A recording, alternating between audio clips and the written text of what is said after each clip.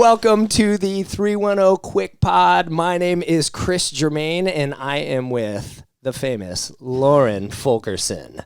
This is a pediatrician, a CrossFit L1, super mom of 4, super fit, expat. How about that log line that we'll have to edit in underneath there? Welcome to CrossFit 310 and the QuickPod. Thanks. It's great to be here. Thanks, Kris. I'm excited. Yeah, I'm excited too.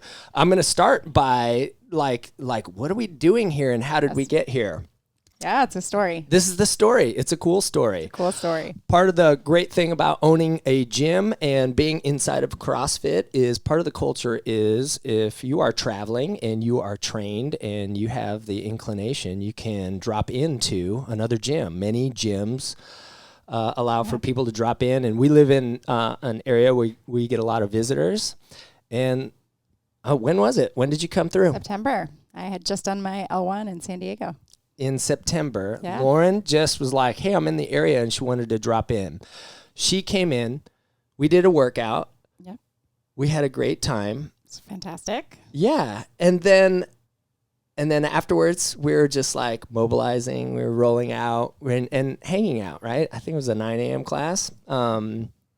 And I was just over off to the side, and you were talking to Coach Jen and maybe a couple of other people. And I was just not eavesdropping, but I was in the same room. And you were telling your story. And I heard you saying that you were a pediatrician. And I heard you talking about just being so excited about CrossFit and wanting to be part of this thing, and how excited you are to start moving in different directions and working with young people. And I was like, hey, do you want to have coffee? Like, it was just so interesting. Yeah. And we went to coffee. Yeah. And we had a great conversation. And yeah, it's fun to run into somebody, which can happen any day. I think that's delightful, by the way. Like, at any day you could run into somebody that's like, I like that stuff, and we like to talk about this, this, and this. And but our conversations were great. And then what happened? Yeah, we had a great 2+ hour conversation. Yeah. I headed back to Texas, where I'm currently living. Mm-hmm. And we kept in touch, talking. And I decided to come out again. Yeah. And came out for a visit. Came out for a visit to train. Yeah. Wanted more experience with the coaching and just to see what we could develop. Yep. And how we can kind of grow this. Yeah. And one of the things that we knew right away, we were like, no matter what, whether you come back or not come back, if you're going to come back, we knew that we wanted to have this conversation because I want to be a gym that talks about things like this. You are a woman that walks around and wants to shout about things like this. And this is great. And so today we're going to have a conversation on what? Grit. We're going to be talking about grit. Yes. Small word, big implications, and very current right now. Yes, it's a very popular term Yeah. nowadays. And I do a lot of parenting, child wellness, and that is one of the top things the parents want their kids to have. They don't always necessarily use the word grit, but they use the word resilience, internal motivation. They want their kids to, just get up after failures, and which all really comes under the terms of grit. That's right. We did want to tip our hat to Angela Duckworth. Is that right? Yes. Angela Duckworth wrote a book called Grit. It's one of the reasons, a bestseller. It's one of the reasons why it's a very now phrase, idea. Also part of being part of now is almost every place, like, we're hustlers. You know what I mean? Parents are hustlers. We're hustling for things.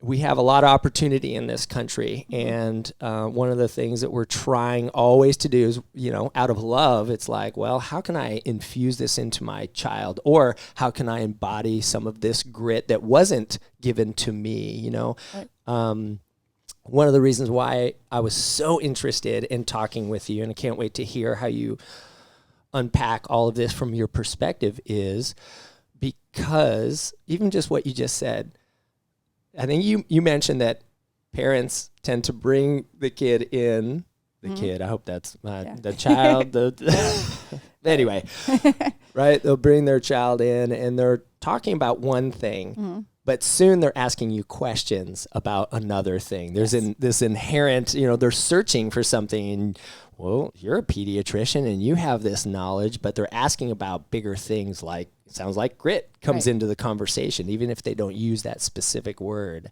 Yeah. Can you tell me about that?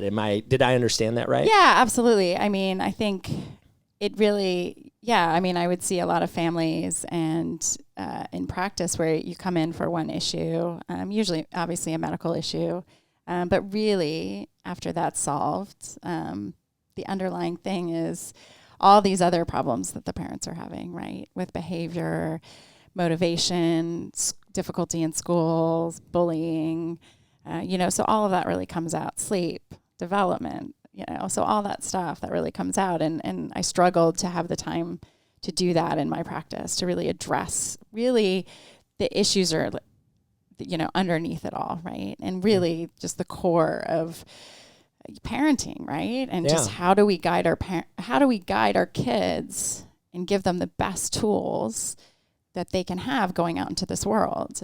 Most of us probably weren't given the best tools because our parents weren't given the best tools and their parents weren't given the best tools, right?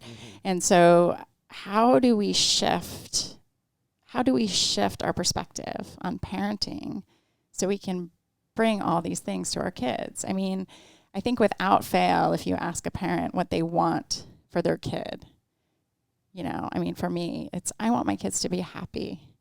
I want them to find joy in life. I want them to follow their passion. I want them to fail. I want them to fail and be able to get up again. Right. And know that their worth is not based in certain successes, in wins, in which schools they get into, that their worth is inherent, that they're born with it. And regardless of failures or successes, they're loved, right? And that they have somebody there that has their back, regardless. So I think most parents would say that. Yet I think let me ask a question, because as you were saying that, I heard something that sounds. Do most parents say, I want them to fail and have their success not be in a specific area? Like what I feel like I see most of the time, or a lot of the time, is that like the parent wants their kid to be happy. Yes. Happy tends to mean, okay, I can provide for myself, I've got this job, or happy is, you have your dreams or whatever. And that's usually associated with like some sort of higher level thing. And so I think definitely around in our area here, I see that, that the idea of grit is attached to success. Absolutely.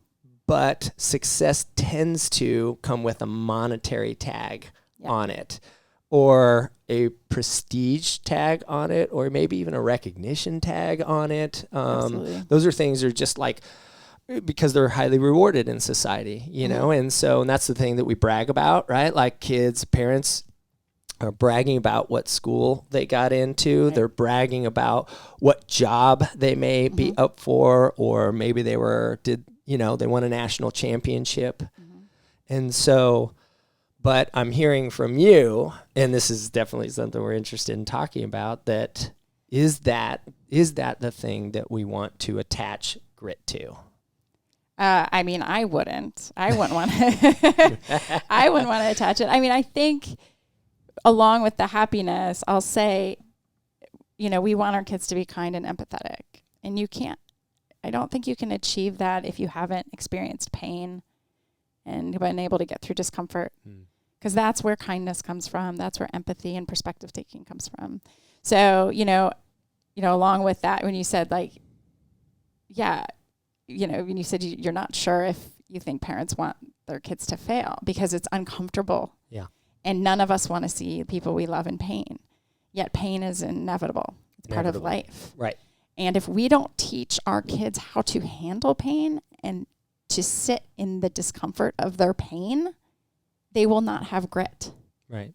They just will not have courage and resolve and strength to get up again if they don't even know what that feels like, and that they know they can get through it, or that they have somebody that will sit with them and you can't make it better, but you can sit with them through it and get them through. So, that's a little bit on a tangent, but what you were saying, to tie grit with a monetary success, and I just think we need to define success differently.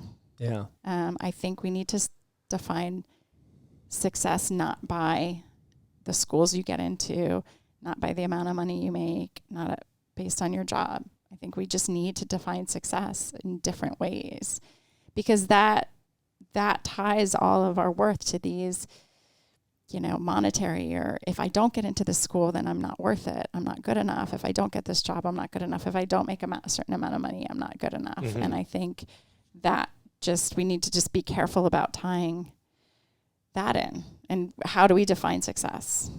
I think we were talking about earlier, right? Your definition of success for you is different than my definition of success for me. Yeah.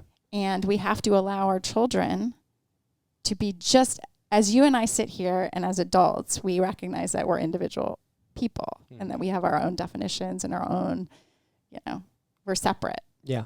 With children, parents often have trouble separating and individuating and not looking at their child as separate as I see you. Right. Right.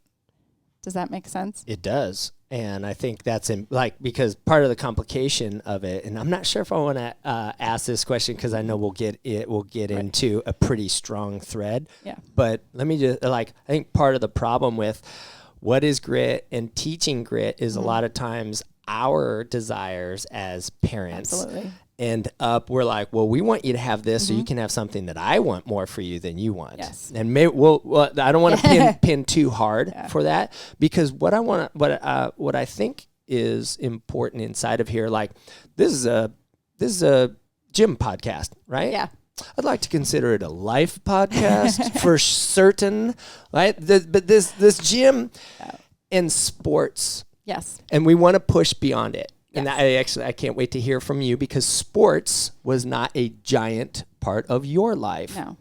And yet you find yourself in what we call the sport of fitness, and you're very athletic and you're very sporty. And but grit is part of the microcosm of what happens inside of a gym, inside of class, inside of building yourself up, development. It happens on teams. Mm-hmm. And parents want that. We want that for our kids. We want them to go into situations that have a certain amount of stress associated with it, a certain amount of success and failure of is he going to play a lot based on skill level, and can we build that? Can we develop that?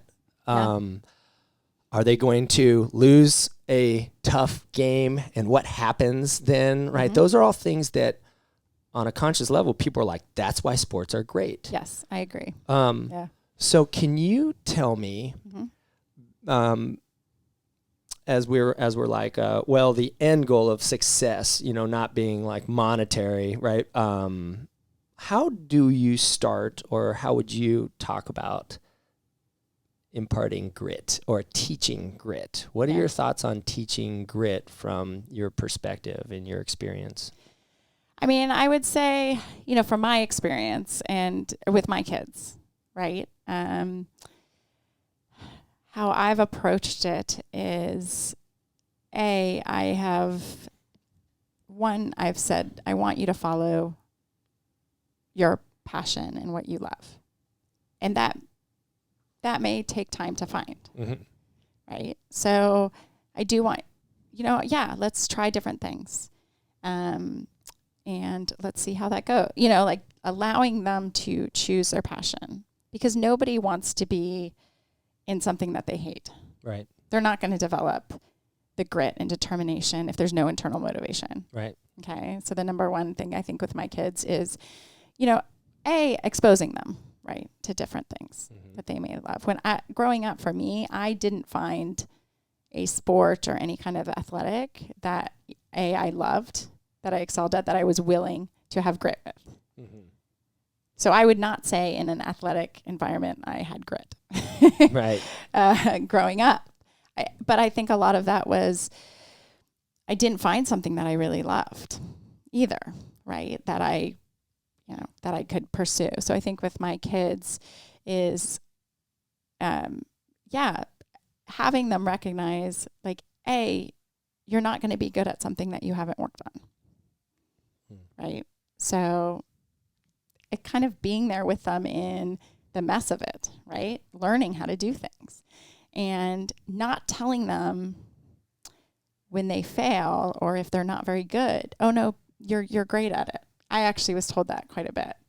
My sister was a exceptional swimmer with good right. She practiced. She loved it. That was her passion. She should have been good. She was good. She was fantastic. She swam like Division I swimming, right? For me, that was not a passion. It was a very big dislike. Yeah. I didn't work at it. Because I had no passion in it. Sure. Right.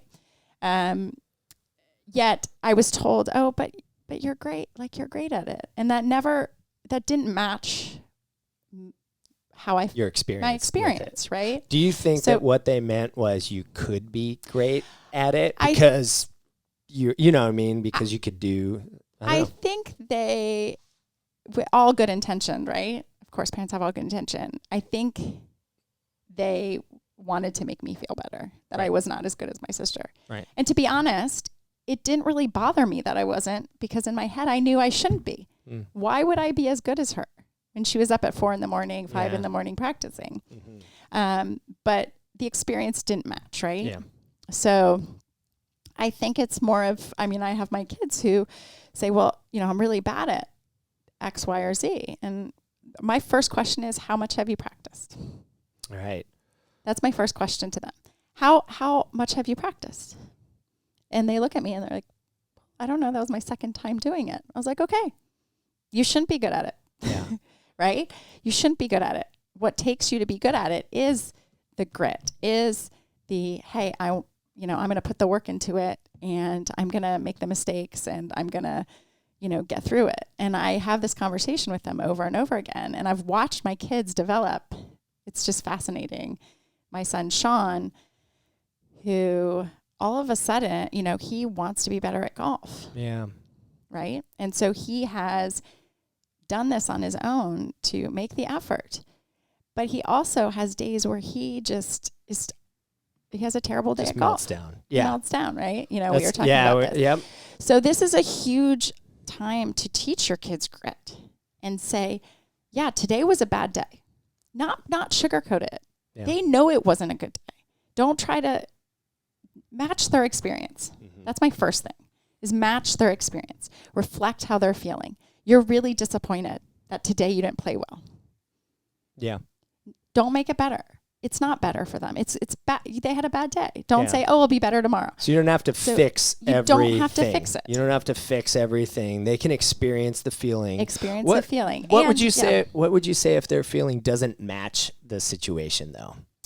So you're talking more of they did fantastic and they're out of proportion, or it's just too much. You know what I mean? Oh, okay. They're just a complete meltdown for the situation. They missed a couple of shots. They don't want to practice anymore. The sport is totally stupid. Yeah. Do you know what I mean? That's a common. Yeah, right. That is so we both have kids that are around 13, 14 years old down to 7. Yeah. Okay. And any of them can have the moment or, where they're just like, oh, so stupid, or I want to quit, or just on the ground, maybe even emotional and crying because it didn't go the way that they had expected it to go. If it doesn't match, right? How do you, do you go into it with them and just wait because this too shall pass, or do you point it out and say, hey, just keep this in mind. I know you're disappointed. Yeah. But is this a big deal or is this a little deal? Yeah. I don't know. What do you think? No, I mean, that's a great question. And I think number one, I think we have to recognize, and I always go back to this with my parents, we have to recognize where they are developmentally. Really. Like, we have to recognize that their brains are not fully developed. Yep. And their filters for emotion aren't all in place. And we really have to recognize that they are still learning, like they're learning math, like they're learning science, like they're learning all of this on how to regulate their emotions and how to recognize when they're in an overreaction, right? Versus, like you said, like, are they just overreacting out of the situation? I mean, adults still do it. I overreact. We all overreact. We all get triggered. I can't believe that when I am hungry, yes, that I get irrational and emotional, and I'm 48 years old. Like, how is my 11-year-old son supposed to understand what's happening? So, I mean, my recommendation in that overreaction is to recognize that they're drowning. That's actually not the time to teach them how to swim. That's kind of like my thing. They're drowning. So even though this is an overreaction. And I've seen it in my kids, especially Sean, because I've seen him mentally implode with golf, and he misses, I think maybe this is your point, they miss the positives and the negatives overshadow. Yeah. And this is actually, I think, this goes back to grit and teaching how do we get the perspective of there may be a lot of negatives, but there's also positives, and what do we do with that?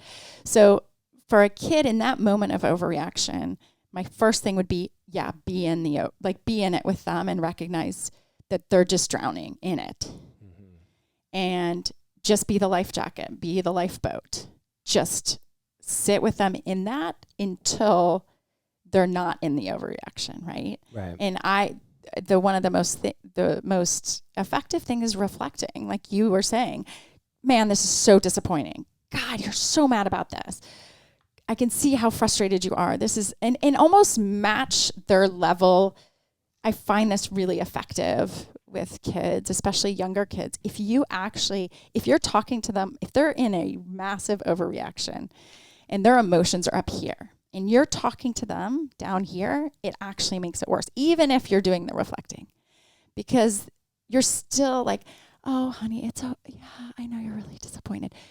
And they're not there. I actually find if you can actually get to almost their level of, and I find this helps with tantrums, but tantrums with kids, if you actually match them in that level of emotion, oh my God, you're so disappointed. This is just, you're so mad. Yeah. And you match them with that. It's not this condescending feeling of, and I think if you can think about experiences in your life where you're in this massive emotion and someone's talking to you in this calming thing, for me, it almost enrages me more. I'm like, how can you be so calm? This is like a big deal for me, right? I can assure you that my 7-year-old, when I'm but so I would say match them in that emotion. This is so disappointing. So and you're not saying flop around and have a tantrum. No, you are saying, I'm just saying, so what's that look like? Just hold that space. How do you match? How does that look like? If somebody is a little person, young person, teenager is losing it in front of you. Yeah. What's that look like to match it? I mean, just to match them with the emotion and the bigness of it. Like, I've gotten on the floor with my daughter and be like, God, you're so mad. This is so frustrating.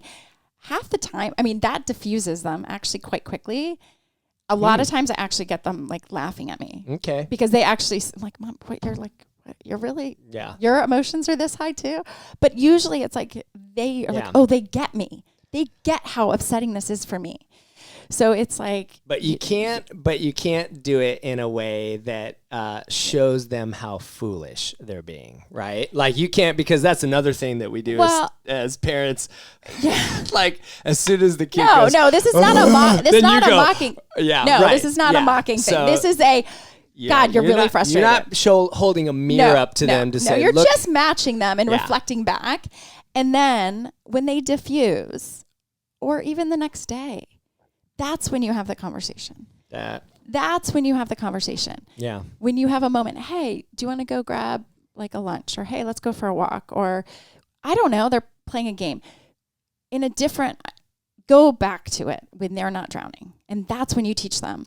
That's when you come back and you say, hey, yesterday you were really upset about that. Yeah. Can you tell me a little bit about what was going on for you? So you're getting into something that we had no plans to That talk about. No. But because I'm going to go with you. Yeah. But I think it is, man, it is for a whole nother episode. Which we'll do. Not necessarily linked to grit, but we're also running headlong into a what I think is a problem for us. We're all so busy. Yes. We're all so busy that we don't make time and can't find time for 10,000 hours of patient teaching. Yes. And if you really want to teach your children, it's day after day, right? And I think that was me and you. We were talking about the gift of this gym. Yes. I get day after day after day. All the people, when they come to 9 a.m. or noon, like I've been with them for years. I've got this great guy named Sean, this great guy named Paolo, I've got all these guys, and we've had so many days together. They've been with me for 8 years. It's huge. And most of it is just together. There's a lot of teaching togetherness inside of there. We're going together somewhere, and, we usually try to just solve it in that moment. And we don't have time to wait or remember to come back in a patient moment and say, hey, can we talk about that? That's an art. And I think that parents and coaches need to be taught that. I think that is a missing piece inside of even just a coach, even one of my coaches, right? If you were here coaching with me, we would have conversations on what we call the long teach. Okay. So if there's something going on and I'm like, man, that is a movement pattern, or that is a mental or emotional position that needs more than just one day. Absolutely. So we're gonna touch it today, but you're committed to the long teach. Yeah. And we're hoping to get a year with a person. We're hoping to get 3 years with a person. And we're going to fix that pattern or that mobility thing, but it's going to be a long teach to get there. But that's like grit, right? You're like describing how we teach our kids. Right. Grit. And I think in the gym and doing the long teach, modeling it is huge.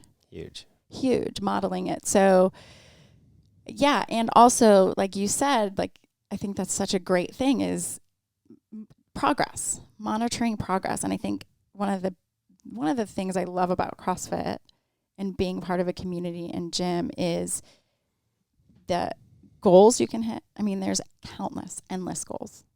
It can be small. It can be, small as mobility or squatting properly, which is actually huge. Or up to being able to do fun to build, like a ring muscle up, right? But the thing I love about CrossFit is the steps, right? And this the progress. Hey, last week you couldn't squat down to this. This week you can. I mean, just the other day, last week with your training is stepping up to a little bit higher of a box, And I think those are the things we have to show our kids is you're not going to get from picking up a tennis racket to becoming a Wimbledon, going to Wimbledon, right? I mean, you're not even going to come close from the vast majority of the population. But can we do the little steps? And how do we get there? And can we sustain the failures? Can we sustain today's a bad day working out? That's okay. Show up again tomorrow. And we'll hit it again, So it's can we sustain the failures and keep building up? And like you said, the long teach, I think that's just the core of grit and determination and perseverance. And I think for parents, coaches, all of us, we just model it not only for our kids, but for each other. Yeah. We model it for each other. The people that I am so inspired by are the people that just show up and come back. And that is such a great thing. Like, teaching grit will not go well if we are not surrounding ourselves by other people who are practicing it. Yes. That's for us. That's for our kids. I am so inspired. Like, I've been a gym owner for so long, and I've never found it more important in my entire life to just go to a class. Mm-hmm. Like, we worked outside of the class, and it was so good.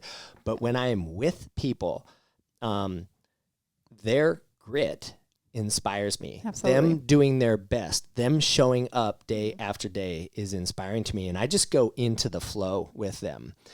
And it is, COVID changed a lot, and we're all just, I'm back on the path to health. And part of that needs some grit inside of there to show up and go after things that used to be there, but they're not there right now because fitness is a little different. Mobility is a little different. And it is being surrounded by people and having somebody identify it, right? Mm-hmm. And then the more people that can identify it for each other, we point it out. We're like, that's valuable. Mm-hmm.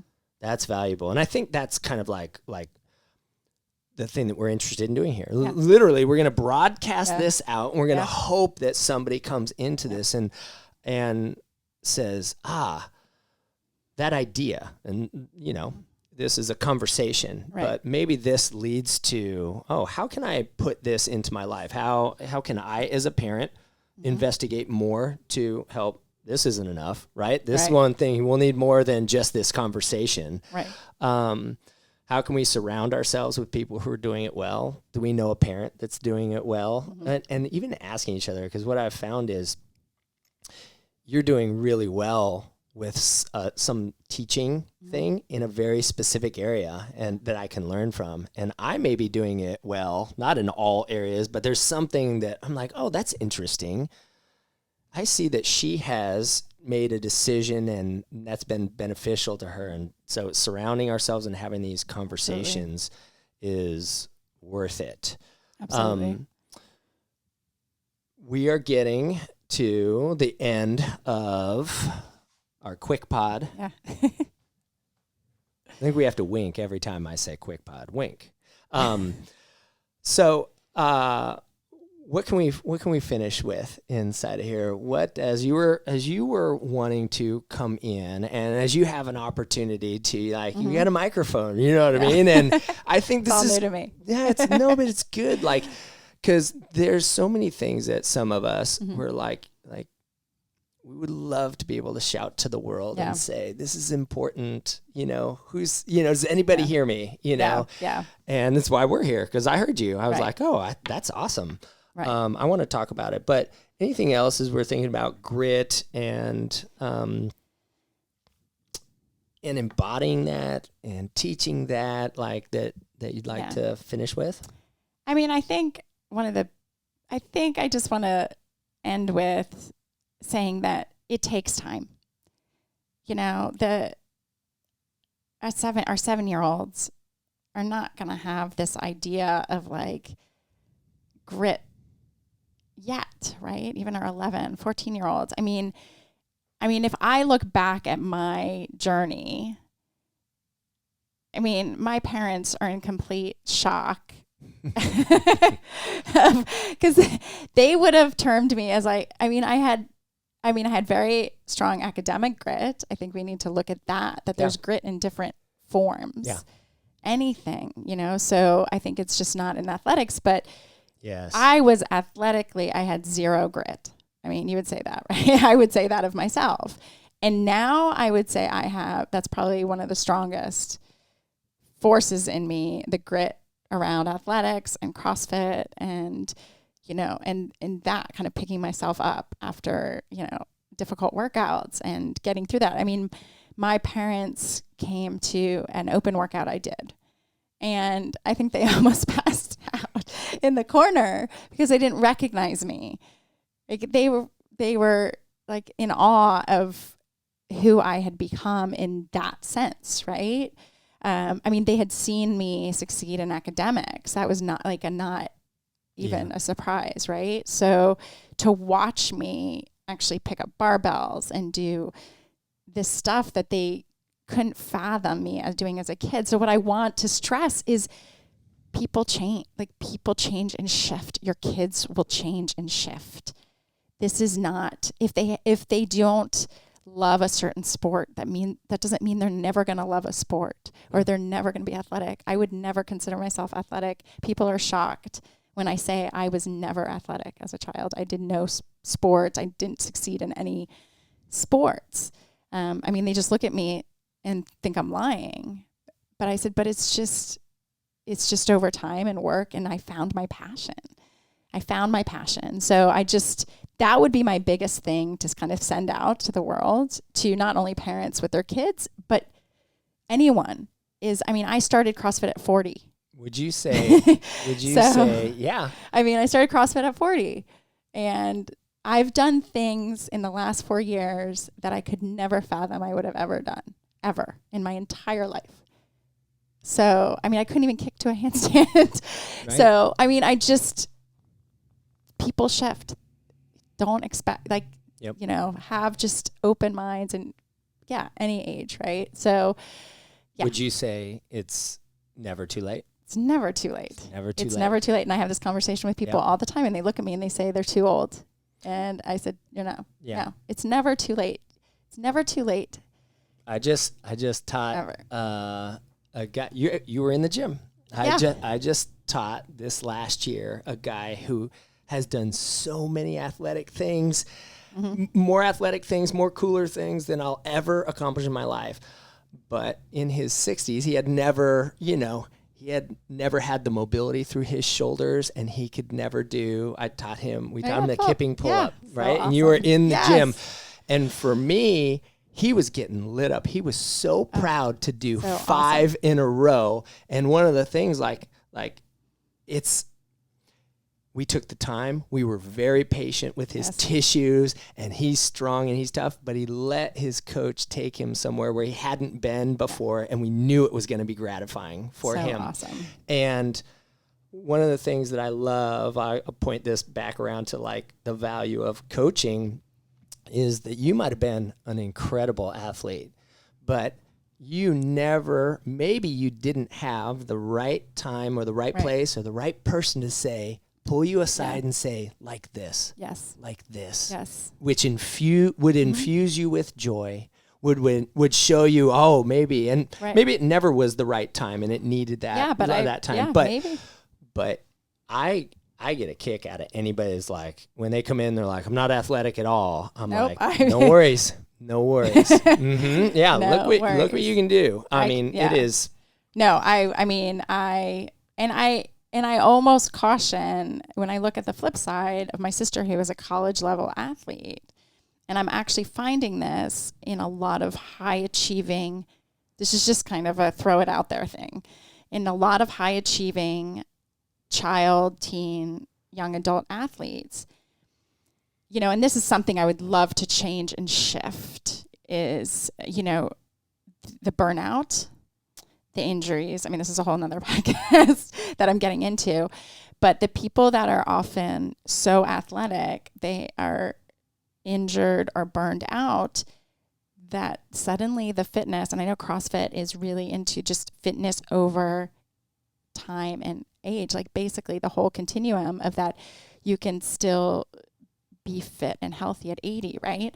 But if we have these kids that are burnt out, they hate what they're doing, or they're injured, my sister doesn't have that passion anymore, right? Or she's injured, and and that's lost, right? So, that's a whole nother podcast, but it's something to kind of keep in mind as far as, the grit and how far do we push. And well, we did talk about the potential of a part 2 inside of this, because we wanted to talk about grit and teaching that. And we're speaking about it in a little different way, right? But it's still we're boiling it down to the things that we're looking for. We want our kids, and we want to be gritty enough where we can get knocked down by life, we can have losses, and we get back up.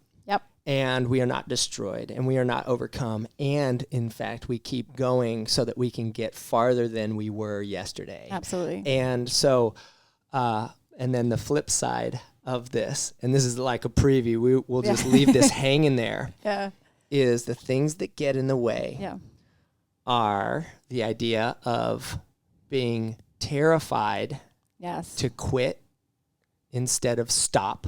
Yes. Right. We're gonna make a difference between what's quitting and what's stopping. Right. And a lot of that, the difference between that is there's a self-worth that gets attached to some things. And I would love so I see it in here. I can talk about my history in CrossFit and see where do people get in trouble? Why do they choose this thing, and how do they get in trouble? And when self-worth becomes too ingrained inside of this, and we lose perspective of what all this great is for this small little thing that you're trying to just hold on tight to. Yeah, definitely. And another thing is comparing.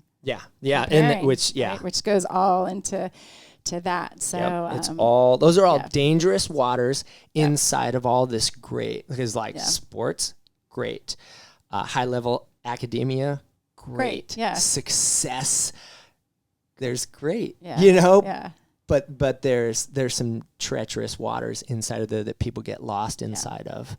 Absolutely. And this is a big thing, which ties back to what we were talking about, success being monetary and things like that. All that doesn't matter. Your kids going to the best schools or, having the most money doesn't matter if, and I'm going to just throw that out there because this will tie back into part 2, hopefully. It's our mental health is suffering at ridiculous levels. Our children's mental health is suffering, and it doesn't matter if they go to the best schools if they are suffering. Who cares if they have it, if they are miserable and suffering. That's so that's a whole nother thing, but it's great, Lauren but Fulkerson. I can keep talking. Okay, no problem. Hey, thank you so much this for is so great. coming on. This is a delight. This has been awesome. And thank you for anybody listening out there. Thank you so much. Hopefully we will catch Lauren in a part 2 inside of this thing. And that is it. Thanks for listening. And I hope this pushes you further inside of more thought on this. What is grit to you? And how do you embody that? Who are you surrounded with? And how might you be teaching grit? Even if you don't have kids, who are you surrounded with that you might share that with? Or, and in what level are you doing that? I think people inspire people without even realizing it. That's right. Yeah. Thank you.